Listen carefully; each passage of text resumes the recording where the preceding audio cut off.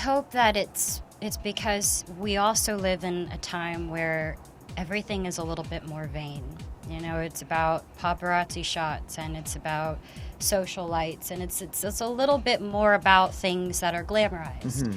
And when you have all this stuff, doesn't mean you're happy. Right. You know, I can speak for myself. I am so blessed, but when I don't have that to actually give back to help other people, that's why I love We Day. It isn't just me, it's we. And that's what I think is so important. So I hope, and I'm glad, you know, that J-Lo is here and everyone got to be a part of this, because people know that that's what you'd rather do. You know, we talked about social media, and there is another side to social media, and I'm interested to hear your thoughts on this. And this is something that a lot of kids face, and celebrities face as well, is cyberbullying. Yeah. I think you've talked quite a bit about this. Yeah. It's something that you've dealt with before. And it seems like the nature of celebrity now is so much more intrusive than it ever has been, because if I want to say something like terrible to you, I have your email address, basically. You will see it.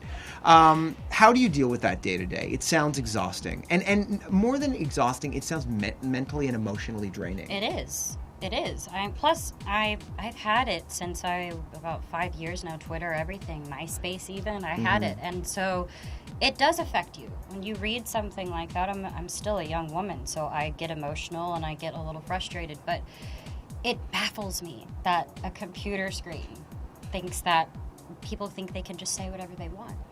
And what I've always said is that I just keep going. I constantly keep going, because if I didn't, what would I show my fans? If I allowed that to break me down, it wouldn't mean that I'm strong enough for them. So I try to focus on all the love, and it's so hard to do. It sounds hard. No, it does honestly sound very difficult. Because you want to just be like, well, these people like me, but this one doesn't. Why? But they don't know me. I want them to know me and understand my mind. It doesn't. It's exhausting, and it will never make you happy. Sounds like it is exhausting. I think I have a purpose. I think that I have a voice for this generation that's unlike anyone else. And I really want to show these girls, my fans, that it's okay to not be constantly perfect and to not have this pressure. I feel like I'm meant to be here, so I can be that for those girls and for myself, because they save me just as much as I try to do for them.